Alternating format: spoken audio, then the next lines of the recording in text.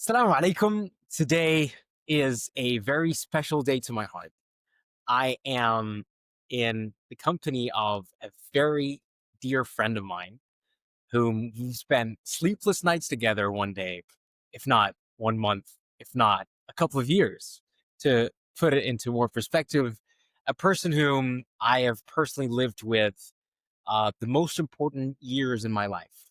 And that's not an over exaggeration because it simply boils down to university years, which happen to be, at least in my perspective, the time that shapes who you are to a very large extent, regardless of whatever it is that you decide to do later in your life.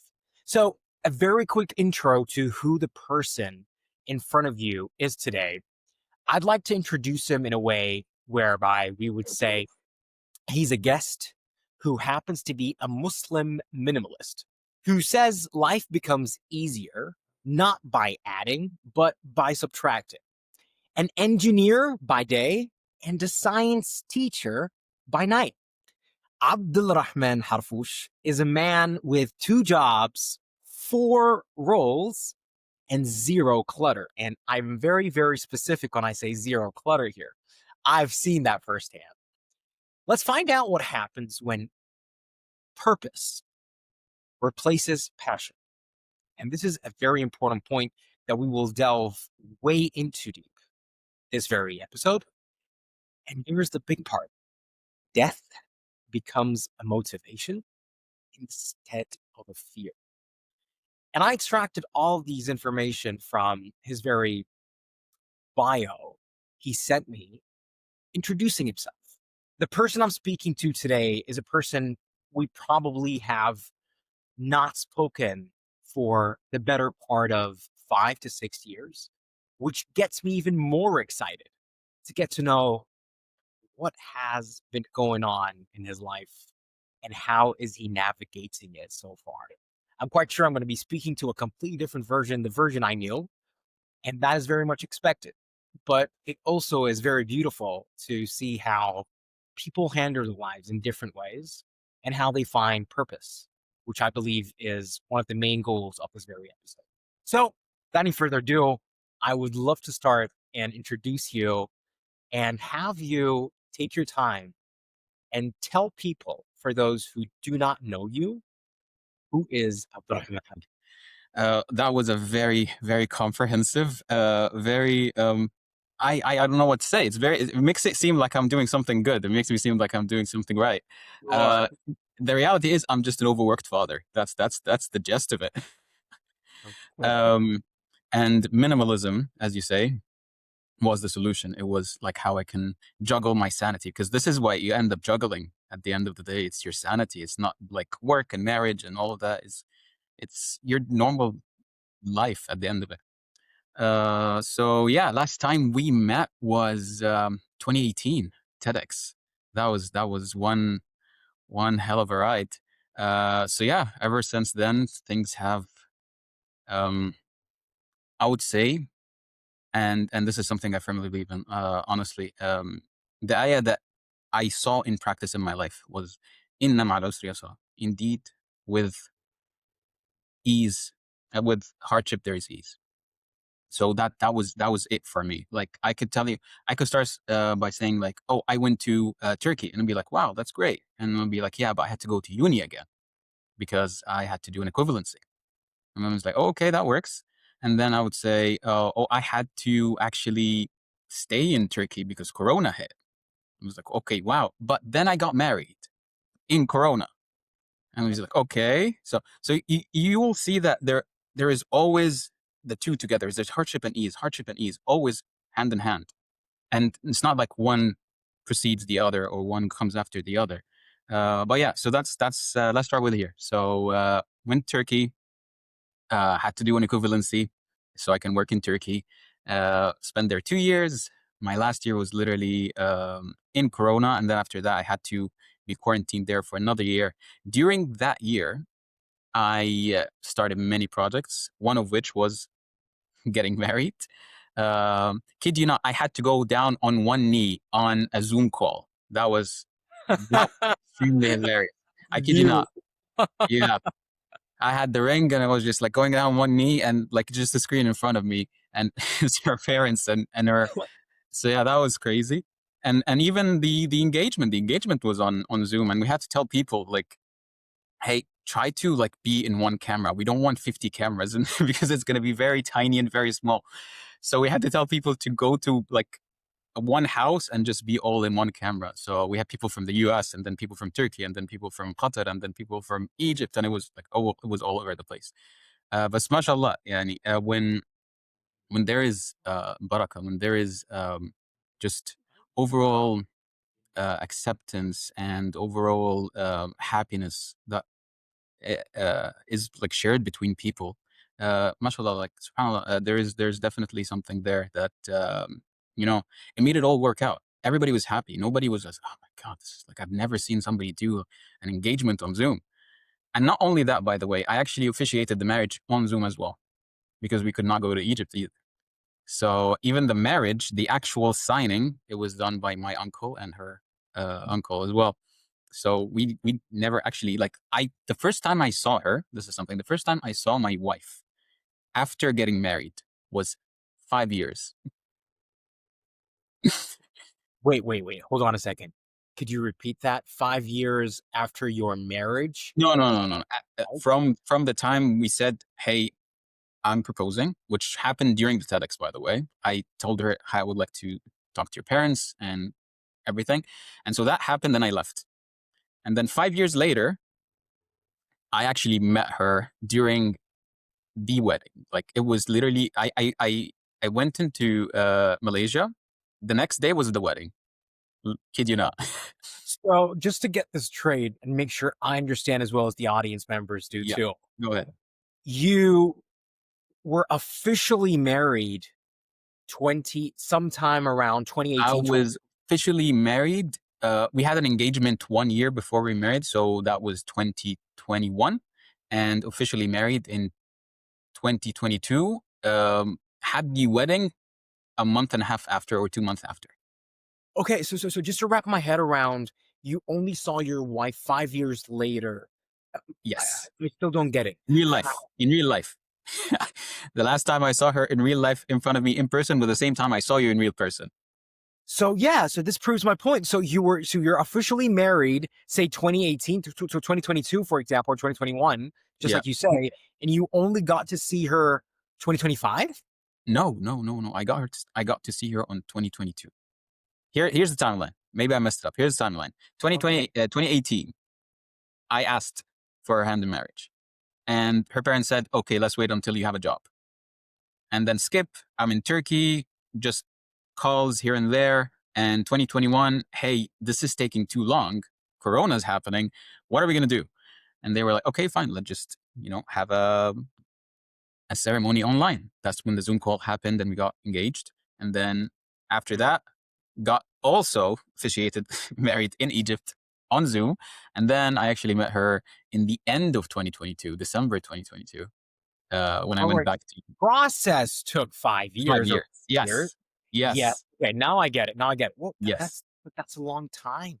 It was. It was Feel. crazy. How did you navigate that? Um, I mean, I wouldn't say this was 100% me. Yani, a lot of the time, my dad has a quote he says is like, nobody marries except his wife.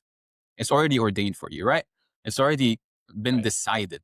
And so I just, okay, if she's gonna be my wife, she's gonna be my wife. If she's not gonna be my wife, she's not gonna be my wife. That's it. Not saying that there were no Is that a tribulations. minimalism? Is that a minimalism sneak peek you're trying to put forward here? So like being as minimalistic as you can, even when it comes to thinking, she's mine, she's not mine. Too bad. Sorry. Look, the idea of minimalism is, look, clutter, which is the opposite of minimalism, or maximalism, basically. Clutter is, in a word, delayed decision making. Mm, So it's not just, oh, I have so much clothes, I have so much makeup, I have so much whatever. It's not physical. It's mm. physical, it's emotional, it's spiritual, it's literally anything that you're not making a decision to do something in. So, for example, let me give you an example.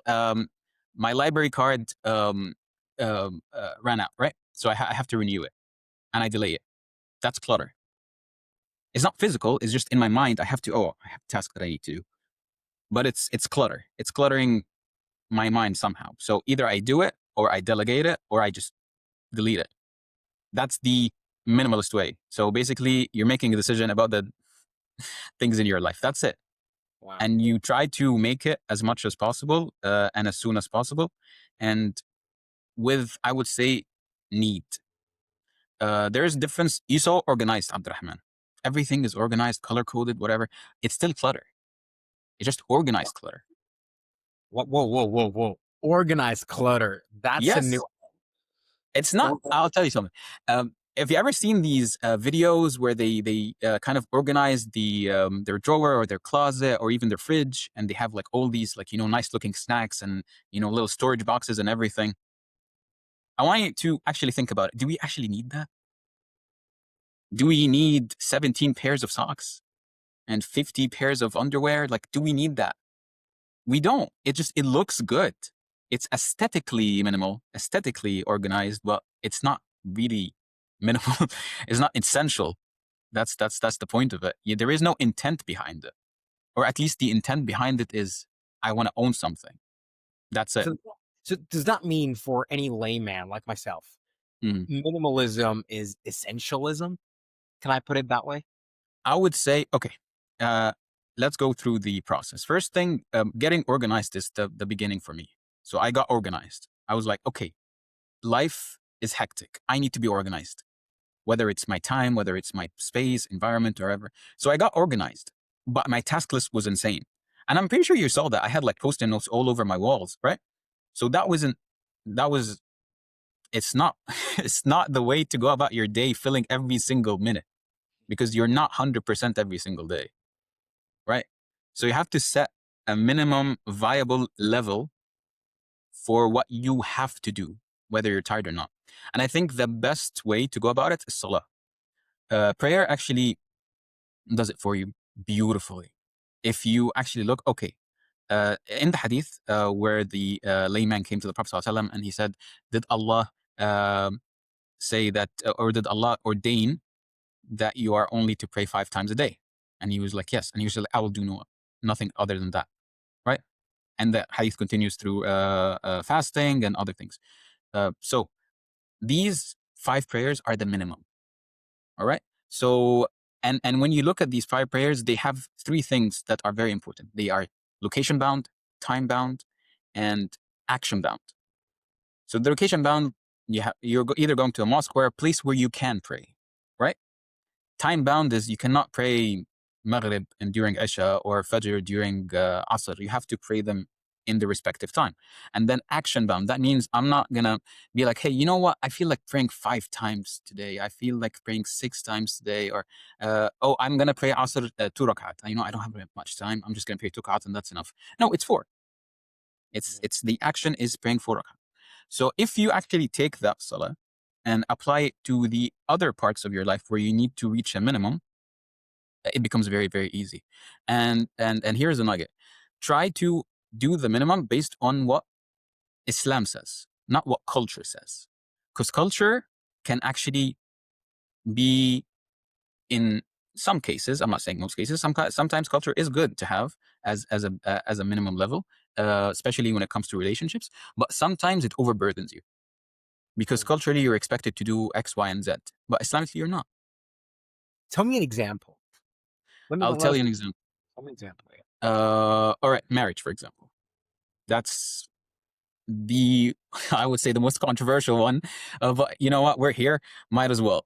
So marriage, for example, the minimum is a house and clothes and food, right?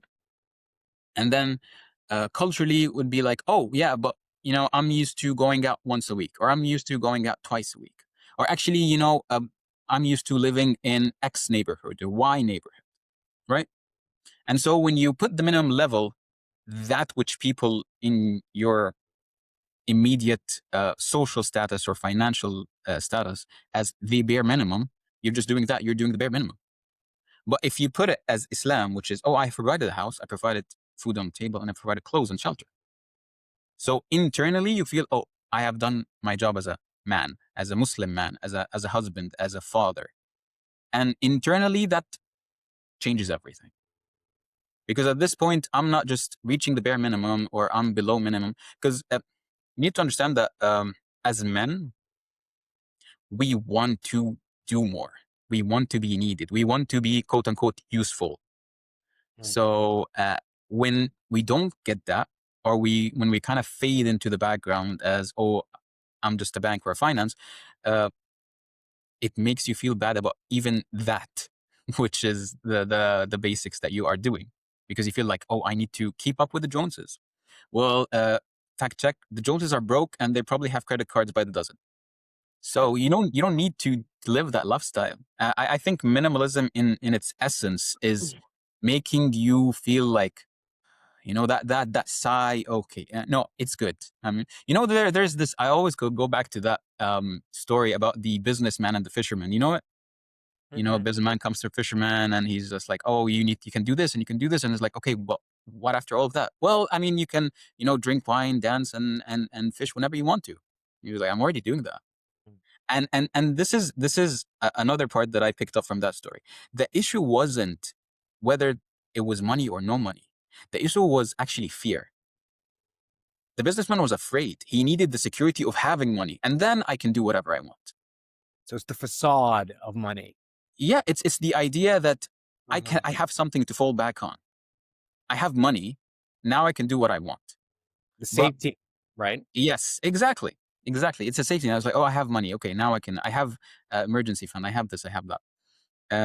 For the man, it was a lot simpler. No, I already have what I need to live my day-to-day day. And subhanallah, there's an actual like word for word hadith about this. Yes, yes. But let me Yani, see if you're going to say the one I have in my mind. Go ahead. all right, so I'll say it in English, just so can people understand it. But whoever has There you his go. daily, Right. so whoever has his daily necessities of food, water, and shelter, he's at Laud Dunya. He have basically achieved the dunya in its all its essences. But yeah, that's it's very difficult. It's very difficult. Yeah, what I was afraid of happened. I knew you're a very good orator, and I love hearing your stories. And I literally just fell again into the trap. I said to myself, I'm not going to fall into the trap, but here I am. I confess.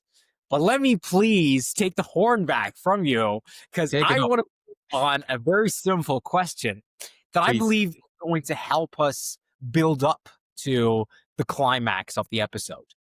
If I were to ask you, since you gave us a brief overview of what minimalism could possibly be, or at least from Harfoosh's dictionary, if I may put it Hmm. that way, what's one thing people would be shocked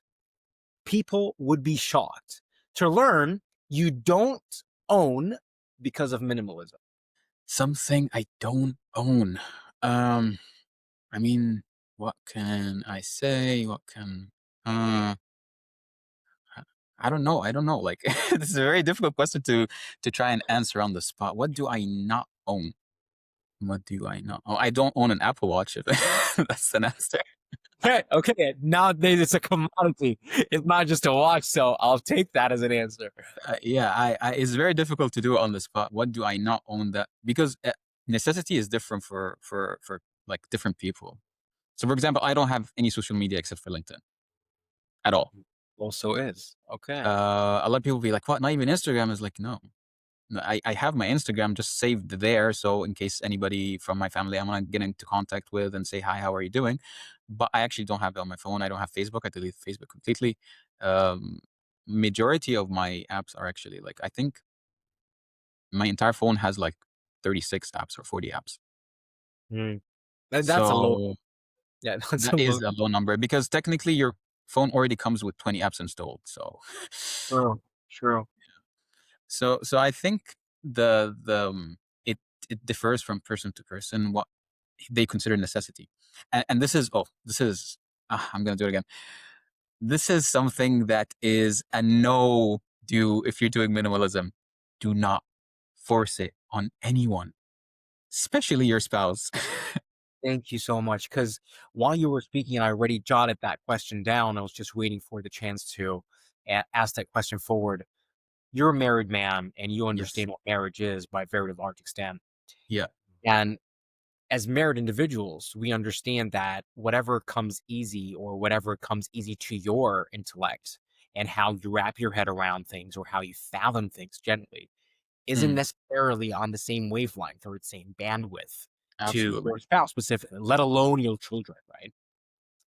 So, as a person, and that could be, if not will be, the controversy of this part would be, yeah, as a man, you're supposed to provide the shelter.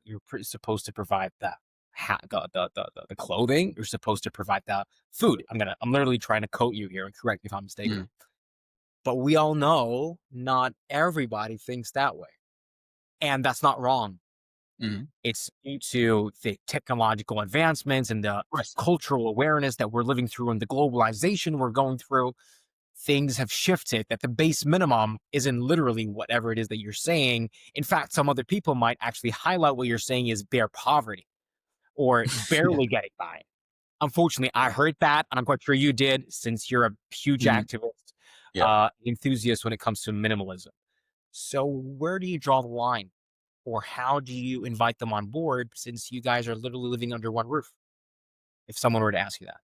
I would say that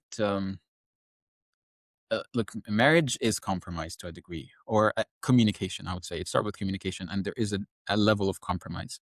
Um, Everybody has the things he spends on, right? So, for example, I could like somebody would look at me and be like, "Oh, you have like too many card games," and I do. But like this, oh no, I like playing card games. I do it with my friends here. I do it with my family as well. You know, I like playing card games. It's a way to kind of also kind of shut down. You know, go offline for a bit, touch some grass. So I spend in card games. Um, Women like to spend in makeup. So if I go to a woman and be like, hey, like that's like 2 drawers of makeup or 3 drawers of, well, what are you doing? Are you starting a business? And she's like, no, that's just for me. So everybody has something that they spend on that they feel like, oh no, this is something that is for me. This is something that I like doing, or this is something that brings me joy in some way or the other. So when in a marriage, you will see that, for example, this person does not spend on X but spends on Y, or this person spends on Z but not spend on A. And you just navigate that. You have to understand that that other person is just passionate about this, and it doesn't have to be something to make sense to you, right? Like I don't have to convince my wife like video games are super cool and the stories and no, I don't. It's just something that I do for me. She does not have to share that with me. Same way I don't have to share her passion for makeup, for example, let's say, or for buying clothes or bags or whatever. Um, that's just for her, right? And so once you set these boundaries that hey, everybody has their own personal, like thing that they spend on, but that does not necessarily mean that they are an maximalist overspender doing all of this for everything. Then you start to put things into perspective. So I hope that answers the questions about like how we can manage it. But yeah, in essence, just don't force it on other people. If somebody has too much clothes and you're like, oh, you need to, go down. Because for example, I'll tell you, this actually happened. I got a cleaner once, and they were like these detail cleaners. I wanted the house to be clean and everything. And I was like, hey, can you organize this and can you organize that? And I opened the closet, and she looked at my clothes and she's like, is that all? Uh, I mean, I don't think I can do anything there. And I was like, yeah, okay. I mean, I'm not this, but like there are other places. Um, so for me, clothes is not something that I would spend on. I have like 6 shirts and maybe like 4 pants or something like that. And that's it. That's all I need. Somebody would look at that and be like, wow, that's poverty, as you said. And I think it's just all perspective. Look, at the end of the day, as Muslim, كلكم آتينا يوم القيامة فردا. On the day of judgment, you are all going to come alone. This was actually another story.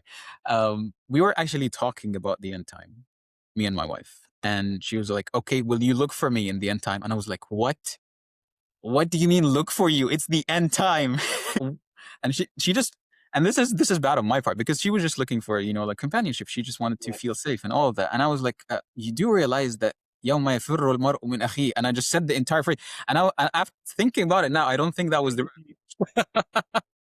And I was like nobody's gonna be looking for anyone. Everybody's gonna be like, hey, what did I do, right? And I think this is the best starting point when it comes to taking control of your life and managing your life in a minimalist fashion or in an intentionalist fashion, I would say, because everything we do as Muslims should have an intention, right? إنما الأعمال بالنيات وإنما لكل امرئ ما نوى. And the thing is about the rest of the hadith actually explains priority. فمن كانت هجرته إلى الله ورسوله. Whoever like his intention was for Allah subhanahu wa ta'ala and his prophet, he repeats the same thing again. Then his intention is for Allah and his prophet. And then when he goes to من كانت هجرته إلى دنيا يصيبها أو امرأة ينكحها, and whoever had the intention of going towards worldly gains or a woman to marry, فهجرته إلى ما هاجر إليه. Then his intention to whatever he foresees or sees fit. This is how priorities are in Islam. So Allah, me, others. Once you get that priority straight, intentionalism, minimalism comes very easy. Because you know why you're doing it. You know the purpose behind it.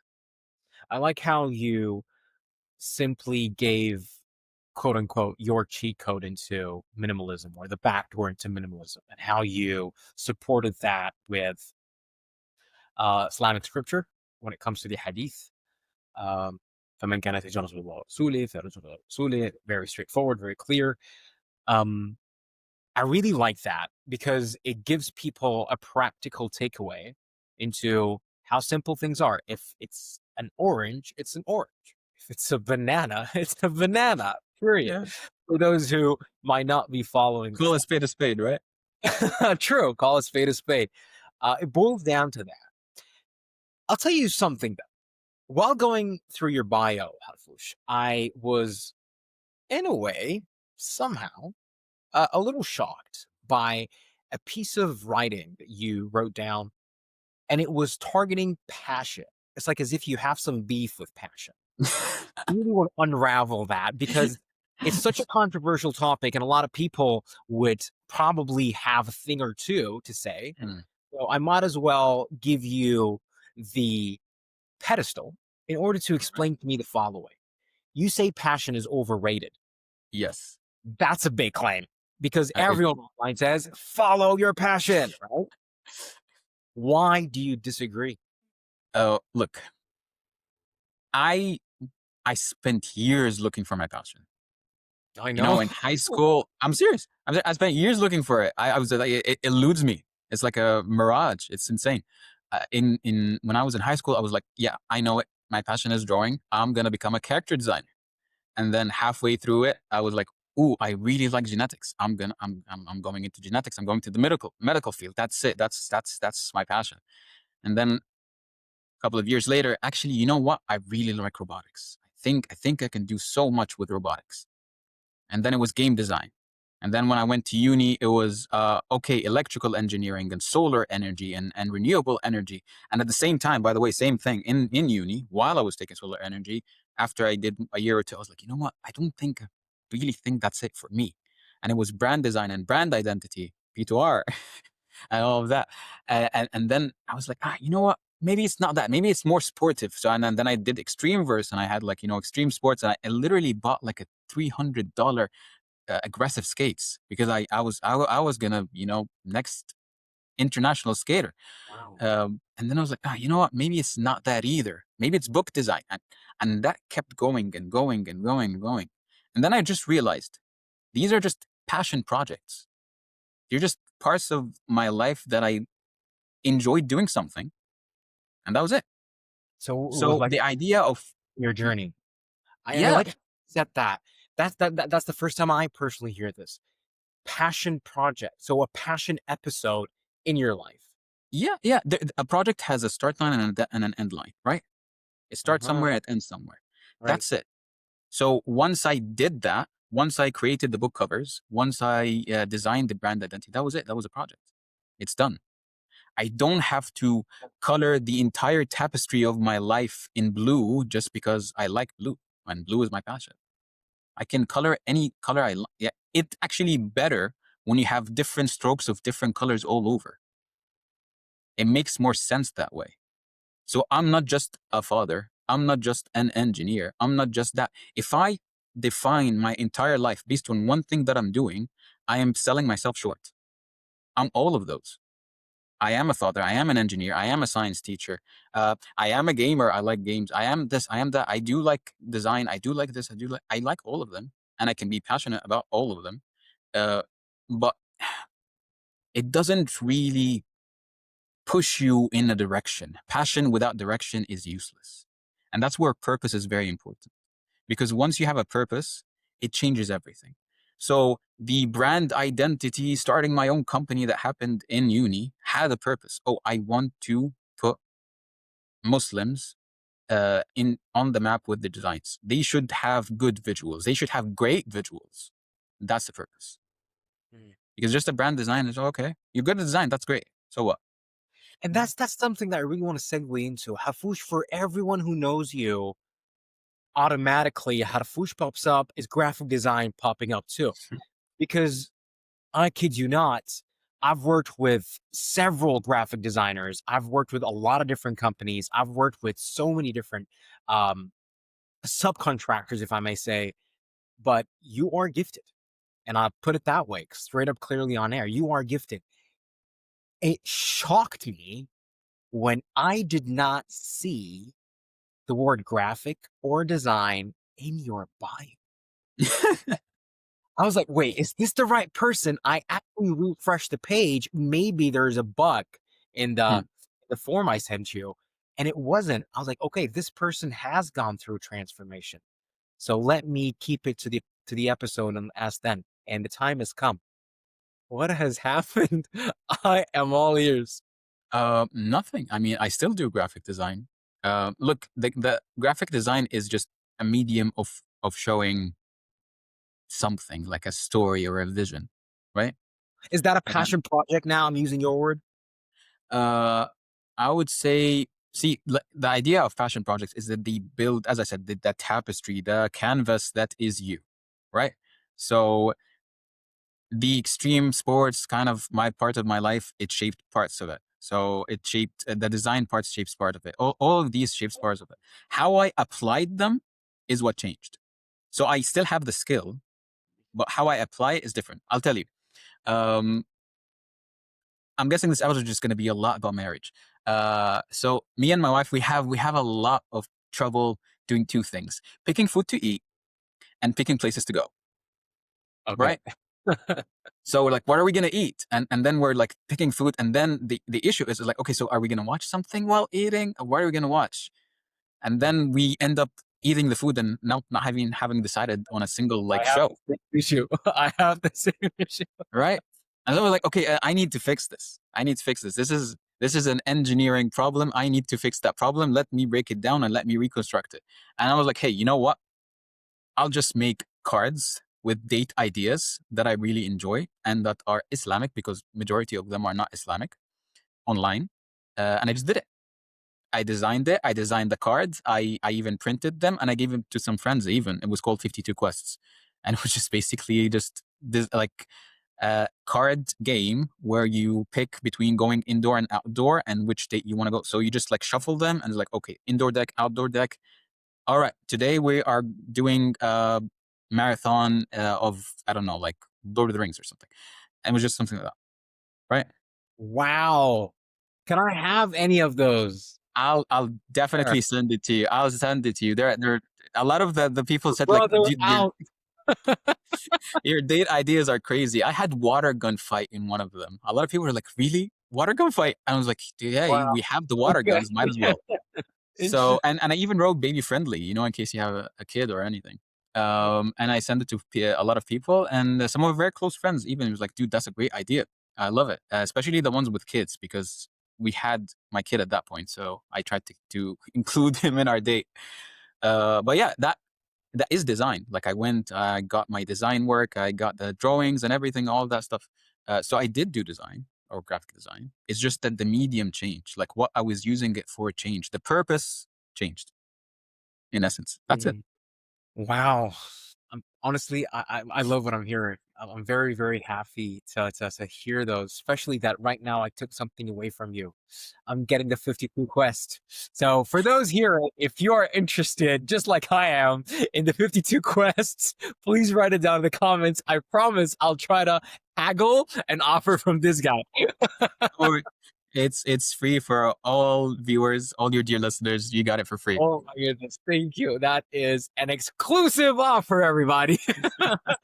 Right. Now I Okay. have more. I have more for all the people listening. Trust me. I want to, as much as possible, decrease the journey towards minimalism if you're going for it. So yeah, we can definitely go through all the guides or anything that I can offer that will shorten that time span, so we can actually do more. Inshallah. Yeah. That's the actually the this is the best part about minimalism is that you have less, so you can do more. Thank you. Seriously, thank you. And I'd love to even further capitalize on the time we have together. And I've had a question prepared, and I'll literally read it out. Right? So, you believe life becomes clearer when we tune out the noise and tune into submission to Allah subhanahu wa ta'ala. In Sure. a world full of distractions, how do you practically do that every day? It's very difficult. It's look. I will use a electrical engineering term. When you have a signal, sometimes you have interference in the signal, right? And you actually can hear that on the radio, like when you're trying to pick a channel and then you keep hearing that. So that's interference. So once you decide, oh no, this is the signal I want, and these are interferences, that's the first step. You actually have to decide what is interference and what's not. You have to filter your life. And Acknowledge then, acknowledge yeah, what is noise and acknowledge what is sick. yes, yes, exactly. That's Because profound. we fool ourselves as like, oh, I need that. Oh, I have to have that. Oh, this is gonna make my life so much easier. In matter of fact, this word, it's gonna make my life so much easier, is the gateway for everything that's cluttering your life. How Literally. so? So phones, they make our life easier, right? Yeah, I Right. agree. So, but they also introduced so many things that distract us from our main goal. So yes, my phone makes watching videos easier, or getting in contact and communication with people easier, and gaming easier, and all of that. But because it makes it easier, it makes it available for me at any point in time, even when I don't want it or need it. So I'm at work. By the way, another story. I need to stop this. Uh, I so love I it. I love it. I have an issue with grunt work. I like creative work. I don't like doing the same thing over and over again. And sadly, in the construction business, the design part is very small at the beginning, and then you keep copy pasting the same process. So, for example, if I do one floor, that's it. I have to do it for the whole rise building, but it's the same thing like, over and over and over and over and over again. So it's grunt work, and I have to do something about it. And I was like, okay, hey, you know what? I need to maximize the time I have here. So I would put my headphones in and I would listen to anything. Could be a podcast, could be an audiobook. And I mean, in 1 year, I think I finished 200 books because of it. Um, and that was facilitated by the phone, that little piece of metal over here, this little Mhm. happy-go-lucky thing. Um, that's good, right? But then what happens is that once you entered this, okay, I in order to limit my boredom, in order to decrease my boredom, I will fill every waking moment with my phone. Um, you start filling it with things that are easier to do. It's easier to doom scroll than read a book. It's easier to play games than watch a course, right? So yes, you might want to, you would have the Udemy app and you have all of that, but because it makes other things easier, you just end up doing those. So the only way is to make that easy and that hard. So if Instagram is easy on the phone, then put it on your laptop. Don't put it on your phone. Mm. If Udemy is easier on your phone, put it on your phone, not on your laptop. and vice versa. So this is the design of that little happy-go-lucky metal thing that will actually help you. And I think, look, Brian Tracy in his book Eat That Frog, he is always talking about, you know, you need to tackle the biggest, you know, most meanest frog first thing in the morning. I would say that the first thing you need to tackle on minimalism is the most elusive little frog that you have, because this takes 7 to 8 hours of your day. If you feel, oh, I'm overwhelmed, I'm burned out, I have no time, I'm literally working 80 hours a week, I don't even have time for my kid, 8 hours. I actually, I just calculated it, 6 hours and 30 minutes for me. Wow. And majority of them is spent on YouTube or other social media stuff. So take that out, and you got yourself a lot of your time wealth back. You know, a lot of people think wealth is just financial wealth. Time wealth is the biggest wealth you have, right? So if somebody asked Jeff Bezos or Warren Buffett, like, hey, give me all your money and I'll give you 20 years of your life back, he would do it without a second thought. We're in our 20s. We have life. So why are we wasting it? Right? I like how you tie time with wealth. Um, to some people, that might be the cheesiest thing ever, but beg your pardon, it is probably the most elusive, and I'll see your word, uh, art, truth, reality that we all need to hear a lot of times and constantly. Time is truly your best investment, and Yeah, I it is. once you start hopping to the workforce, that's when you start realizing you're actually on a quest to retrieve your time back instead of trading it for money. So that's where a lot of people do it differently. It's beautiful because while you were talking, you spoke about how taking things out of their proportionality is by far the main reason why you feel overwhelmed or distracted or burnt out. You reminded me of this saying. I just don't remember. It was a very dear friend of mine who taught me that every person has these two wolves inside of them. There is an Mhm. angry wolf, and there is a furious, satanic wolf, if I may. And the beautiful part here is that depending on who you feed on a daily basis wins over the other wolf. Yeah. So this is where it just simplifies things. What is it on a daily basis that you do that feeds whichever wolf, and hence the results you're currently in. So if you want to change your parameters or you want to change your status quo, uh, revisit who eats more. And I guess Yeah. that really resonates with what you said. I just I love would how I you would I would even go a step further and say that we have something that we read on a daily basis in the Quran. وَقَدْ خَابَ مَنْ دَسَّاهَا. subhanAllah.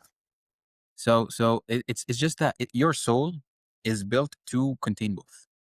Everybody born is born with little bits of cups, either in the positive or the negative. Mm, I mean, your soul as in emotions and your propensity for anger, for shame, for happiness, for contentment. All of that is either a little bit positive, a little bit negative, or zero, right? And the test that is life is, okay, how are you going to fix it? So fixing that soul, or the term tazkiyah is very, very, it's so much better than just saying make it better or whatever. Tazkiyah is, in essence, أن تجعل بينك وبين النار حجاب بالطاعات وبالبعد عن المعاصي.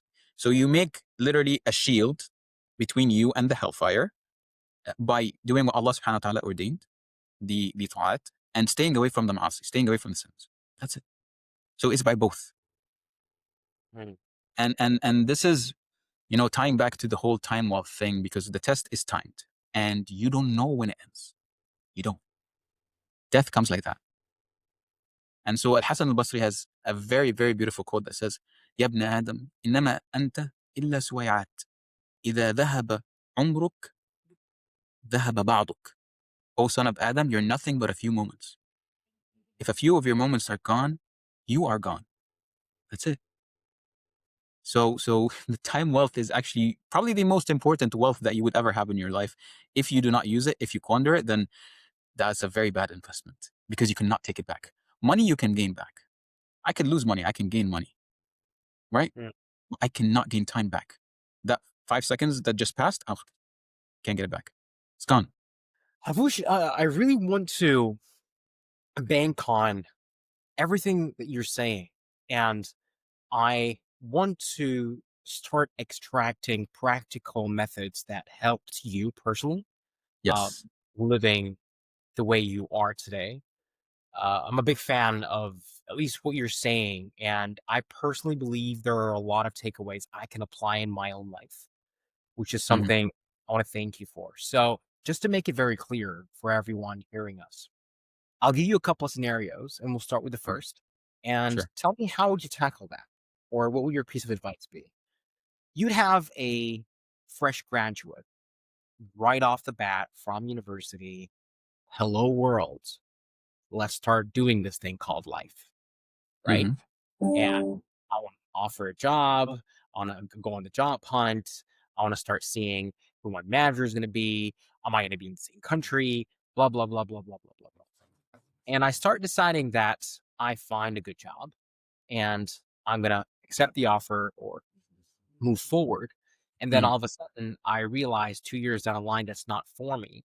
So I'm going to jump back onto the bandwagon and search for something else.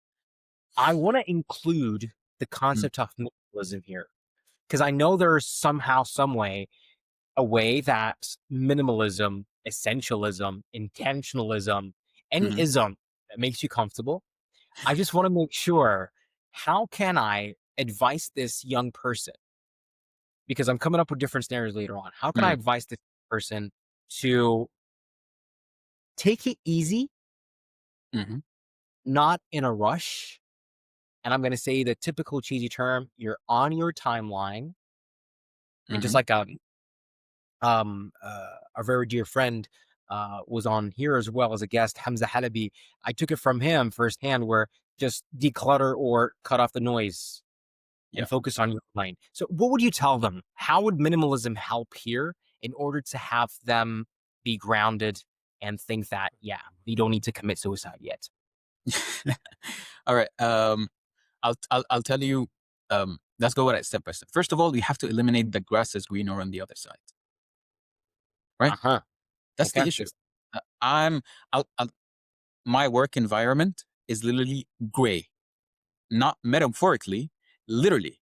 Gray desks, gray walls, gray cabinets. The only different color than gray is the black screens and keyboards and mice that we have. In terms of a work environment in an engineering firm with literally no windows, it looks very bleak, right?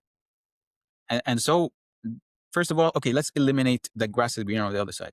Is my current work environment that I am currently in helping me reach that goal, that purpose, or not? And what that purpose is to begin with. So, for So I example, right? purpose before Yes, my of course. job. I have to start with a purpose. Good. Okay. Let's walk. Continue. All right. So that's the first step. Let's define what is my purpose in being in this job or leaving this job. If this job is not paying enough, or it's very toxic environment, or I'm emotionally drained after each day and all of that, that's my personal opinion, a very weak reason to leave a job. Mm, Um, okay. because I feel like we have an issue with resilience as a like generation. If you said the same thing to your father, he'd be like, really? Like, okay, so some people said bad things, right? I mean, I got I found told that straight. I can't help it. I can't help it. But I can already imagine my father and what he said. I'm quite sure all of our fathers, especially coming from a Egyptian background, but the static Yeah, that's continue. that's the issue. People are Um, resilience now. yeah, I think my father phrased it in a way that made me feel good about myself, and at the same time, it wasn't just like make me feel good about myself, but there is no moment in it. When I told him like it's too much, something has to give. this is too much for me right now. I'm not doing, and all of this is just, and it's 80 hours. And I was going all over the place, like my incoherent words. And he was like, look, um, I like boxing, right? So he's like, in boxing, uh, the coach actually sees whether the boxer is going to fall or not. So the one who throws the towel is not the boxer, it's the coach. If I see that you are at your limit, I'll throw the towel. It's not time yet. Walk me through that again. Walk me through that again, please. All right. So me complaining, hate this and I hate that, talk all that about my job not being what I want. And it's a job, it's not a career, and all these terminologies. And he was like, look, I see you. I see you every day. I see when you go to work, when you come back from work. I see when you go up and you start teaching these kids. I am seeing all the effort that you're putting in. And I'm telling you, as a boxer, you're not there yet. I am not throwing the towel. And I will be the one to throw the towel, not you, because I am the outsider looking in. Right? So he still sees that I have not reached my limit. You know, we say لا يكلف الله نفسا إلا وسعها, right? So the idea is that people use that phrase as, I've done my best. That's it. I can't do any more. The idea is لا يكلف الله نفسا is that Allah subhanahu wa ta'ala will not burden you with more than you can take. So right now, where I am, with the burdens that I have in my life, I can take it. Allah subhanahu wa ta'ala knows I can take it. And that's why the outsider view, where my father is looking at it with his years of experience, is no, you still have. You can give more. You can do more. But I Right? have a question, And because this is a beautiful analogy here with the whole boxing analogy. What if some people don't have the luxury of having their coaches as their fathers or as their guardians? So they would resort to a person they trust. Now it opens mm, a complete debate topic whereby how can I trust them as my coach in the first place? Maybe a person mm, based on their resilience would throw in the towel earlier than others, and maybe some other people would throw it way too late after time has already been passed. mm. So that's a very good area I really want to segue into specifically after you shared this beautiful example. I think, yeah, definitely having a family member or a father figure as a coach is a blessing.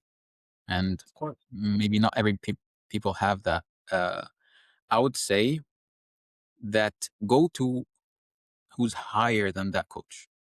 Allah subhanahu Okay. wa ta'ala is there, right? Allah subhanahu wa ta'ala says that أنا عند ظن عبدي بي فليظن بي ما يشاء, right? Allah subhanahu wa ta'ala is saying that, look, I know you need me. Matter of fact, you're in that world to need Allah subhanahu wa ta'ala, and He's there for you whenever you want. And this is the only entity in existence that can actually help you. For being completely honest, completely real, my father, my mother, my wife, my kid, none of them would be able to harm me or do good to me if Allah subhanahu wa ta'ala did not will it, right? So in case you do not have that figure, and by the way, you need to understand that that figure was sent by Allah subhanahu wa ta'ala. It's not that that figure exists, objectively by itself next to Allah subhanahu wa ta'ala. No, no, no. Allah subhanahu wa ta'ala was the prime mover of that father figure coach in my life. And that's how everything, unraveled. And so just go to who's higher than that coach, that father figure, that mother figure, or whatever. Go to Allah subhanahu wa ta'ala and ask him straight away. Right? There is no intermediaries. Mm. Right? Just go straight away. And the beautiful thing about it is that Allah subhanahu wa ta'ala, there is something called hidayat al-i'ana wa tawfiq. So first of all, you have to will the change, which we talked about the purpose, like actually actively trying to change, actually trying to get the job or understand why you need the job and all that. And then Allah subhanahu wa ta'ala, when He sees that from you, He will give you what we call hidayat al-i'ana wa tawfiq. So He will support you and He will lead you towards success. But you have to actively pursue it, right? This Mm. is what we call tawakkul, right? Mhm, mhm, mhm. So that's it. I feel like that's it. Well, I hope you would allow me to ask the coming question. Now I'm gonna bank on the experiences I had with you, and once again, circling back to the introduction I gave in the beginning, that I'm quite sure I'm gonna be speaking to a person completely different from the person I initially had in my mind, which turns to be the most true thing I said ever since we started this episode, and I can see it. What happened, Harfoosh? I'm actually flabbergasted by the mentality, by the model of communication, by the way you're carrying yourself and presenting yourself, and specifically with how you're bringing things into perspective from an Islamic point of view as well. So I just want to really know what happened in Turkey, man. Do we all need to go to Turkey to become like that? Like, what happened in Turkey? Like, I would say, what I'm trying to say here is to put it, keep it simple and stupid. There must have been a aha moment or a mhm, changing moment, yeah. whether that was in Turkey, whether that was during your downtimes, whether that was after doing a completely different equivalency in Turkey just to fit in the job market, or move to Qatar, which I believe was later down the line. So I'm assuming Mhm. some time has passed, some time has gone to waste. I don't know. You know, walk me through the the biography. Or I would say that what Turkey provided was, um, I would say, what's the word in English for it? Solitude, right? Okay. Mm, Um, there is a lot, as you said, there's a lot of distraction, there's a lot of noise, and Turkey for me provided the solitude that I needed. Like just tuning out everything. And then when you tune out everything, when you sit in silence, and it's extremely scary. By the way, we fill our life with things and movies and doom scrolling and all of that because sometimes it's actually very scary to just sit with yourself and just because you might not like what you see, right? mm, And um, as Muslims, sometimes this is what we need. Sayyidina Umar used to say, "حاسبوا أنفسكم قبل أن تحاسب." Reflect and basically measure yourselves before you are measured on the day of judgment. Um, and this is what solitude brings to you. This is what silence brings to you. It's the idea that okay, maybe I don't like who I am, and that's okay, by the way. I mean, you don't have to. This whole idea of I am who I am, accept me for what I am, and love yourself and all of that. Okay, great. So what? I mean, there is no improvement. If you are God's gift to Earth, to humanity, you've reached the zenith of human, like moral, ethical values. Then there is literally nothing. If you actually believe that, it's very difficult to improve or to want more or to do more if that's your mindset that I am this and that's it, right? So you also have to have the humility to think, no, I'm not the best. I'm not the bravest. I'm not, for example, I'm not the best father. I'm not, right? And there are things that happen, conversations, family things that tell me, oh, okay, so it's not just no, this is objective. I need to do better in X. I need to do better in Y, right? And the people around you actually show you that, right? And so you just have to accept that you're not the best. How can I move forward? To me, which is segue to what I want to talk about here. Uh, Moving forward was death, and I do that exercise a lot, by the way. And every single time, without question, it brings me to tears. I actually have it written down to give to you and to your dear readers, so you can go through the exercise written. All right. Um, I was actually like, it took me a while to find the title for this, and I ended with the title "The Beginning After the End" because that's what it is. Like you have to see the end, experience the end, and then start the new beginning. And so for me, it was okay. Let me close my eyes and experience death, right? And that was it was very difficult because I wanted to be as realistic as possible. and I wanted to be as visual as possible. And I'm a pretty visual person, so that was very scary. The death funeral exercise. So that came about uh, from a book called um, لعلي أعمل صالح, right? رب ارجعون. It was called رب ارجعون. So it's by Dr. Magdi al-Hilali. So it was a very, very eye-opening book. It's literally 30 pages. Literally, just 30 pages, but transformative. And actually, I'm in the process. I was talking to my wife. My wife is English literature, and my cousin as well. She's in translation to try and actually translate it into English, right? Uh, Funny enough, both of them are called Habiba. So this is going to be a Habiba translations, right? Uh, so, so it's going to be fun. But yeah, this book is literally 30 pages of complete gems, right? And so here's the exercise. As I was saying, like I was trying to find the name for the exercise, and I settled on the beginning after the end. The reason for that, because it literally felt like that. I was beginning after ending this, whatever that was, and now I'm starting anew, almost like being reborn, right? Uh, an awakening, if you can say. So every time I do the exercise, it actually brings me to tears because it's very difficult to experience your death. I'll just give you the first part of it, and then I will, you can share with your viewers, inshallah. The actual guide is just 3 pages. It has a couple of prompts, and then it's like a story being told about experiencing every part of death. So the Book my dying, yes. yes. Let's go. All So the right. dying, and then the funeral, and the ghusl, and all of that stuff. Ya Rabbi subhan. So the first part of it is just the finding you, like you're just out of body experience. You can do that while your eyes closed as well, by the way, but I just wrote it down so like you can actually take notes and go through the prompts. Sometimes doing it eyes closed actually makes it more difficult, and the fear factor is good. uh, Out of body experience, you're looking at your body, you're not moving, and then this is the difficult part.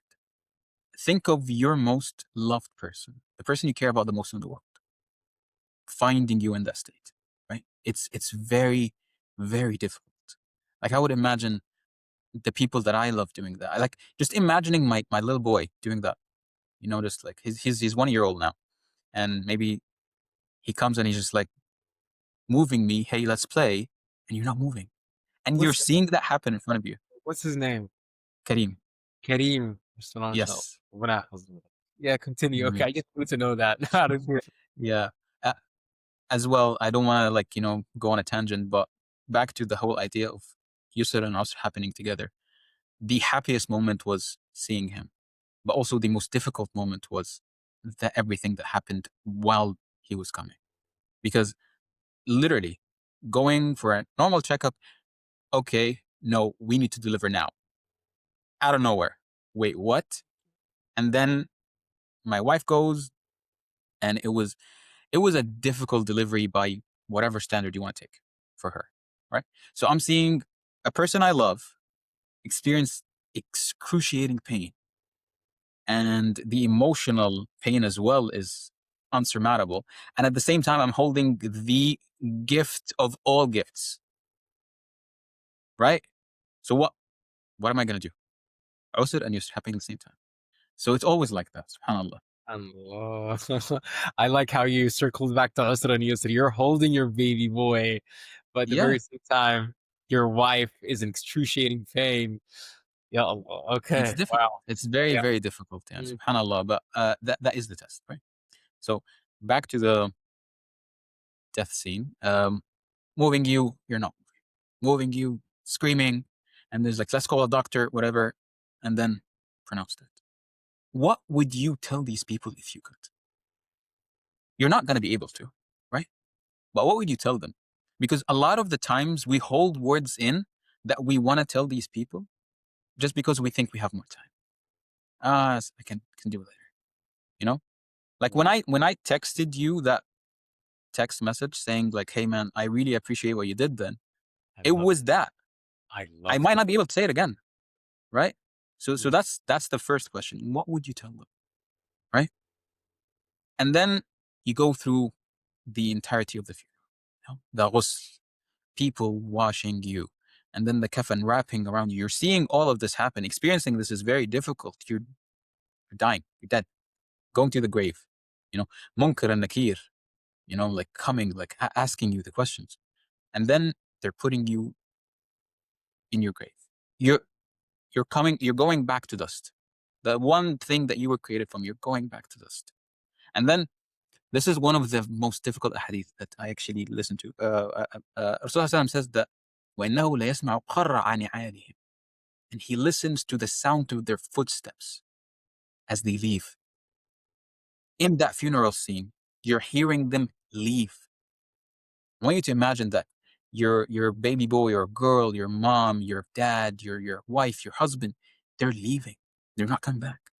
So who would actually be there at the funeral? And what would they say about you? Mm. Are they crying? Are they happy? Oh my God.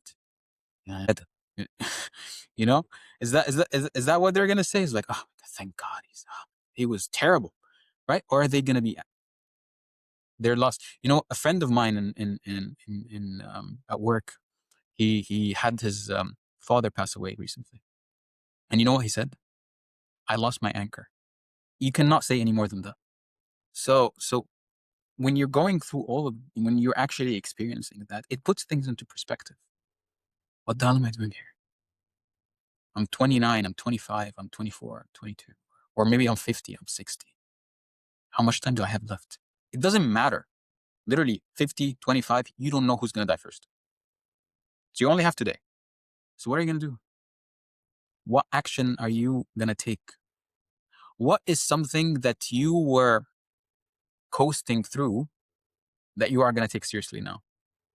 You know, maybe it's your salah. Maybe it's like, waking up for Fajr every day, that's so difficult. Well, when you're dead, if you were asked to come back, what is the first thing you're going to do? In the actual ayah, it says, لَعَلِّي أَعْمَلُ صَالِحًا فِيمَا تَرَكْتُ, so that I can do good in what I have left. He left the morning prayer. He left Qiyam al-Layl. There's a quote, I don't remember who said it, but he was saying it to his daughter, and he was like, يا بنيتي من من أتى الله بغير قيام الليل أتاه فقيرا. Whoever has come to Allah subhanahu wa ta'ala without the night prayer, without Qiyam Layl, he has come poor. We are always thinking about success, financial stability, financial independence. Did anybody think about spiritual independence?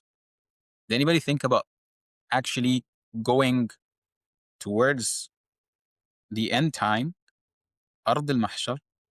Literally everybody from the history of humanity since Adam, and you're standing there, you're standing next to Khalid ibn Walid, you're standing next to Umar, you're standing next to uh, uh, Abi Dharr al-Ghifari, and you're standing next to all of these amazing people. And what did you do? Oh, well, I mean, I gave charity once or twice. Really? Like, what are you going to say? Harfoosh, this is a very, very, very interesting part in our conversation. And I want to make sure that everyone hearing us can relate. So, with that being said, I really want to not dumb it further, but simplify it. Yeah. It sounds very big. It may Mhm. be hectic. That the easiest response I would have from a fight and flight is definitely a flight. This is too much for me. Islam or our religion is a religion of ease. What's this guy talking about? Take it easy, yo. All these kind of Mm. stuff. Right. I'm speaking to a teenager. I'm speaking Right. to a fresh grad. I'm speaking to a person figuring out life and still thinks life is yet to be ahead of them and they're building their careers. And we all know that age seriously is not a Mm. parameter for any of that. We've seen our very own friends Sure. die during our time at university, and we've seen our Yes. very own friends prosper further, right? So that's not the game we're playing. But I guess the mindset shift is, how would you talk to a person whom probably, and that's the unfortunate scenario, and we're all guilty of, by the way. Mhm. Uh, we're not saints. Um, praying on time, doing doing the five things that you're ordained to do, right? Sure. Yeah, yeah, it's zakah, prayer, fasting, and so on and so forth, right? I'm not going to Yeah. name them, but where do we start? Like, what would you tell them? Like, how do they start? Uh, I would start with your day and night. Look, if you can organize one day in your life, you can organize your entire life. It's very very simple. When I said the minimum level required, it's because we all have roles. You know, you're a son, you're a husband, you're a father, you're a brother. All of these roles can either be mandatory roles or elected roles, right? I can choose not to get married. I don't have to be a husband. I can choose not to have kids. I can. I don't have to be a father. But there are rules that are a must. I am Muslim, so I am a son. I am a brother, for example. Uh, So these are roles that you're just born with or born into. And so you see what are the minimum levels when it comes to Allah subhanahu wa ta'ala. What am I supposed to do as a responsibility towards Allah? And then the second thing, what am I supposed to do as a responsibility towards me? Right? Me. إن لبدنك عليك حق. Right? So that your physical body has a right over you. What you eat, what you don't eat. You actually have a choice in what you put into your mouth, right? It's not like that cheeseburger finds its way down your throat, right? You have a choice. And the same thing goes for your time, same thing goes for your communication with people, whether you reply nicely or do not reply nicely. So the minimum level, when I was talking about the salah, and the minimum level is that it's more of a mindset to make you feel that I went through the day with a net positive, not a net negative, I like right? that. I love that. That's what I'm talking about. So that's a very nice takeaway for everybody, including myself. Before you put your head right on top of your pillow and you're about to get into your cozy bed with a nice air conditioning on and you're all warmed up, a very good question is today a net positive or a net or net negative? Yeah. That's an easy start. That's a very good start. Yeah. Hmm. I would say, look, different people will have different starts because they have different focuses, right? And they have different stressors. So what's stressing me right now might be, I need to be financially stable, for example, right? What could be stressing a 25-year-old is like, oh, I need to find the career, right? So that depending on what's stressing you right now, you're kind of, shift towards what are you prioritizing throughout your day. But what I'm talking about is regardless of what you're doing, regardless, you need to do five prayers, right? Regardless of what you're doing, yeah, you need to do X, you need to do Y. So these are the things you start with. Whether I am a CEO or whether I am sweeping floors, there are things that I have to do. Whether I'm married or not married, with kids, not with kids, there are things that I have to do. You start there. What are the minimum I need to do? I need to pray 5 times a day. I cannot not pray 5 times a day. Even if I'm literally can't stand, I will pray once a day. If I cannot even sit and I'm lying down, I'll pray lying down. I'll pray with my eyes, right? So there are things that you cannot not do throughout your day. That's where you start, right? I would say the five prayers, maybe athkar sabah and masa, the morning and evening supplications. Um, that's when it comes to Allah subhanahu wa ta'ala, right? And then towards me, I would say maybe 25 minutes of exercise, maybe 25 minutes of exercise, depending on how much time you have, right? So that's what that will keep you healthy. Um, Tip, advice, never go into any store hungry or angry. Any store. I don't care if it's a food store or you're buying clothes or you're buying towels or whatever. Never go into a store Like that. Okay. hungry or angry. You're going to make very unsavory financial decisions. Okay. So, and this is how they get you, right? Yeah. So if you're going to a store already full, I'm not going to look at oh my God, that chocolate looks delicious, right? So I'm going to make better choices towards my body. Um, and so, yeah, so now that we have did you, Allah subhanahu wa ta'ala and you, Fact, I would Harfoosh, say if I were to add on top of what you said, if I may, never take a decision hungry or angry as well. absolutely. There was Decision. a study on this, Yes. on judges. Mhm. Judges, people that could literally put you in jail or get you free. Decide your life's fate. Yep. Yes. And they found out that they when they are hungry, they actually make more they're more inclined to severe punishment or severer punishment than when they are full. Mhm. It's crazy. But this is just how we are as humans. You know, we have needs, we have dependencies on things. And once these are done, it makes it easier for us to make better choices.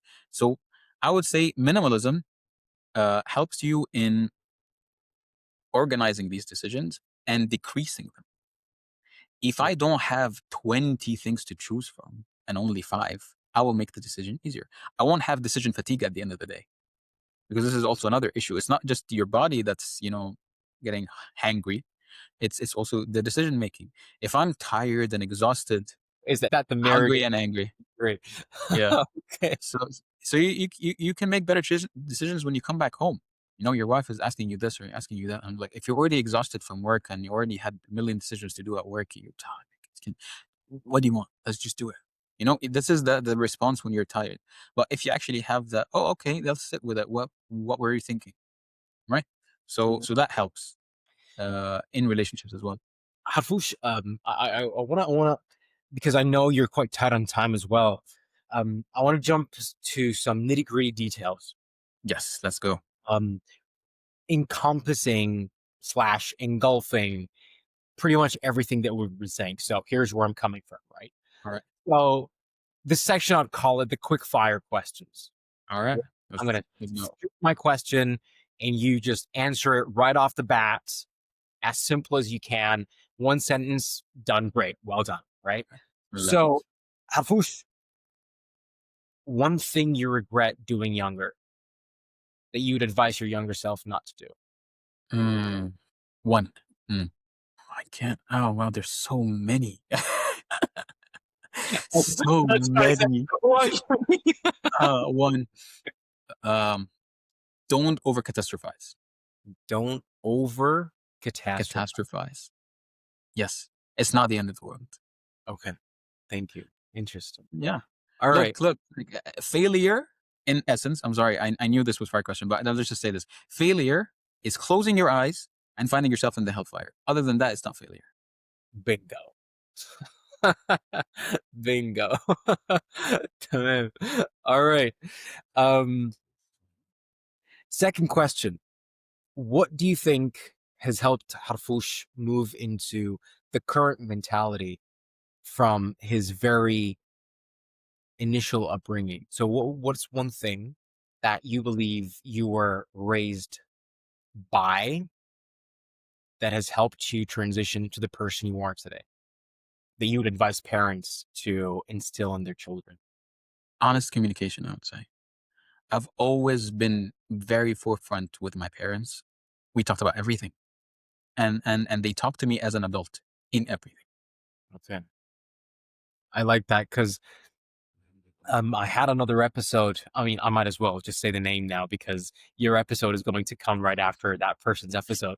So I had a very nice conversation with uh, a guest called Hamza Ashraf, Yeah, and yeah, no worries. yeah, so Hamza also shares a very common understanding of this, which is open communication. We delve further into وصاحب هما, uh, basically, and we also, and I came up with the Egyptian saying or the Egyptian slang of saying things in كبر ابنك خوي. That's true. I Yeah. really like how this also boils down to your mentality, and I love how there are common things between people I respect and I see did a very nice shift to their lives, regardless of their viewpoints or what they do at the moment. So yeah, it's just one thing as well that brings further instills the idea of open communication, which you just thankfully shared as well. Alhamdulillah. Amazing. Um, for any person hopping into university, they're right off the bat jumping from high school, excited Yeah. about university.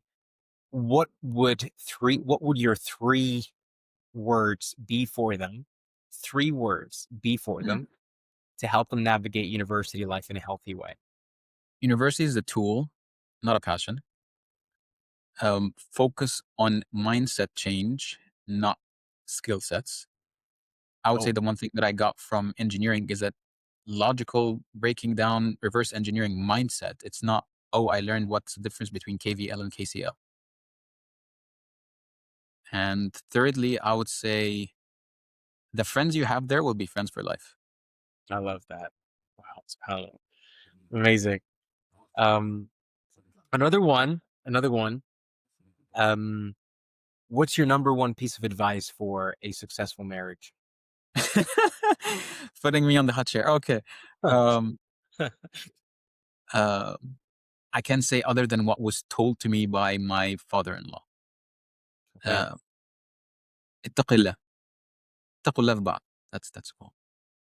If you are God conscious with her and she's God conscious with you, that's it.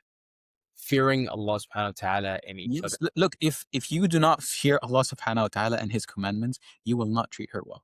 Mm. That's the gist of it. If you truly understand the ayah of الرجال قوامين على النساء بما فضل الله بعضهم على بعض وبما أنفقوا. If you do not understand that the qawama is a responsibility, not just a privilege, you're not going to do it. And so when you are God-fearing and God-conscious in that way, it will make everything easier. Harfoosh, I'm loving the way you're breaking things down. I love how you spoke about Qawam in that way, where it's a responsibility and not a privilege. And I Yeah, believe it's in the word. It's a in the lot. Arabic word. But that's the crazy part, where it's already self-explanatory, but a lot of people, especially culturally twisted, it's been Yeah, culturally it's true. twisted in a way that men have that privilege, and you got to listen to what I say because I'm a man, I'm the breadwinner, and what have you, right? You Um, know what's funny? I'm sorry, I keep going through story as well. This is another conversation I have with my wife. We have, alhamdulillah, we have good conversations, funny ones. And this ties into the death thing. I told her, if I died, what would you tell my son about me if he didn't know me? If I die right now and Kareem is still 1 year old, he doesn't even know. Like he doesn't just knows Baba. That's it. So what would you tell him about me? And we went through that, honest, responsible, hardworking, and all of that stuff. And then we got into the funny part of it, and she was like, "You stand for men's rights," and I was like, "Wait, hold on, what?" And I was like, "Okay, let's actually, I want to have a conversation about that." And it was a long conversation, by the way. We talked about it a lot, and what I found out is that often not we, and that's because of the hadith as well. Like I'm not saying that it is not true. Mom takes such a big role in the children's life, and my mom was that to me. But once I stepped into fatherhood, I'm just like, I have an unbelievable appreciation to the old man. Like my father is a completely different person in my eyes right now. um, I really want to keep on quick firing those questions, but I'll resort to one final one now All before right, we get to our closing remarks. Um, Hafush, in the world we're living in, and I believe in just any world anyone would be living in, we both understand how important money is. true. When do you know you have an unhealthy relationship with money? I don't think there will come a time where people like this is the hadith. If you literally have two mountains of gold, you will want a third. Mm, So the unhealthy relationship with money happens when you start seeing money as a goal, not a means. mm, That's it. When money is the goal, when more money is the goal, that's when you have an unhealthy relationship. As long as money is a means, I need money to better provide for my family. I need money to pay for a mortgage so I can own my own home. I need money to pay taxes. I need money to do this. I need money to do that. It's a means to an end. I need money to be charitable because we know that اليد العليا أحسن من اليد السفلى, right? The hand that's giving, upper the hand that's upper hand that's giving, it's better than the hand that's receiving, right? hand. So once I have that mindset that it's just in my hand, and by the way, it's not just money, it's the dunya in general, it's the entirety of life. If you have the dunya in your hand, it's different when you have it in your heart. Hafush, it's an unfortunate, and I have to. I know I'm going to continue this conversation right after this recording. I'm not letting you go that easily. Please, But please. Look, I'm with you until I have 4 hours until I meet my kids. And by my kids, I mean my science class. So right, right. Best of luck with that.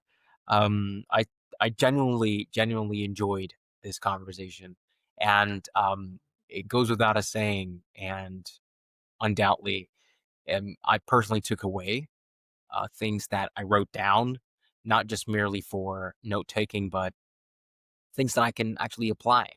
And I mean, apply right after this recording finishes up. Alhamdulillah, Alhamdulillah. So, Jazakallahu khaira. I believe that's a Yeah. better way to say thank you. And I truly hope you continue that way. And I ask Allah subhanahu wa ta'ala to grant you the perseverance, and I'm going to use your word, resilience, to keep pushing forward. And I seriously can't wait to have more of these conversations, because definitely this is not the be all conversation. I genuinely feel this would be very demanding. And that's something that I hope that Allah subhanahu wa ta'ala gives us its status, by which we could be immune for people to, uh, immune to clean people's eyeglasses, just like we're trying to clean our own to begin with. So once again, Habibi, thank you uh, bigly from the bottom of my heart. Um, your dear brother, and thank you for making the time. I know how a busy individual you are, juggling life and navigating everything. So if you have any closing remarks, please be my guest, and we'll just end it here. Yeah. Awesome. All right. So as we said, like I do a lot of stories, and I feel like this entire podcast with a lot of stories. But how can us and your viewers take action? As I said, I'll be providing a few resources that they can use. So easiest clutter to tackle or to declutter is physical clutter. So I have entire PDF, 100 plus things to declutter around the house, Wow. room by room. So you can get that free and start cleaning up your environment. Or makes things easier for you to actually think and change that mindset. The beginning after the end exercise, also a PDF, so you can go through it. Uh, it was not on the table, but now the 52 quests as well for Yeah, the there you go. I got that. and something to help with this little young fella, an entire guide on how to minimize your phone and minimize your app usage and make it so that you don't overuse it. And finally, some people like the stories, and I have already started a day by day, from burnout, just me right now where I am, telling, okay, this is what I'm going to do today, and hopefully this helps. It's going to be on Medium, medium.com. Mainly, I'm choosing Medium for the communication part of it, because you can highlight parts of the journal entry, let's say, that I'm doing day by day, and you'd be like, I really like that part, or actually I did this and this worked out better. And so it offers a lot more communication when it comes to going through the journey, not alone, but together. And at the end of the day, look, I really appreciate what you're doing as a men's advocate, proclaimed men's advocate, according to my wife. I think we need people to show real life examples of good men, great men. Mashallah, the Abdul Bari and Hamza. I watched both episodes. Amazing. Well, that's all I can say. Mashallah. Um, so we need more of that. Yani. This is a thawra that you're standing on, that I hope Allah subhanahu wa ta'ala keeps you steadfast on it, because it's very, very necessary. And yeah, make it a way, like we're basically just creating the pathway for people to move forward, because the generations need us. And as a father, I can tell you, and as I'm pretty sure you already know them, but all the friends that have kids right now, whether it be me or Asdeen or Omar, and we had that conversation, and we were like, we want to do something for them, and we need to be on that level before we do something for them. Inshallah, this platform raises that in people and helps them reach that potential, inshallah. And since you closed her right here and there, I usually like to I wanted to add this question, but I left it to the end. If you were to recommend a person to be right in your shoe for an episode, who would you recommend live on air? Also, I don't even have to think about that. Great. I'll look for the Like hunting. I would say this why Aizzo is that person for me. Aizzo during the lowest part in my uni life.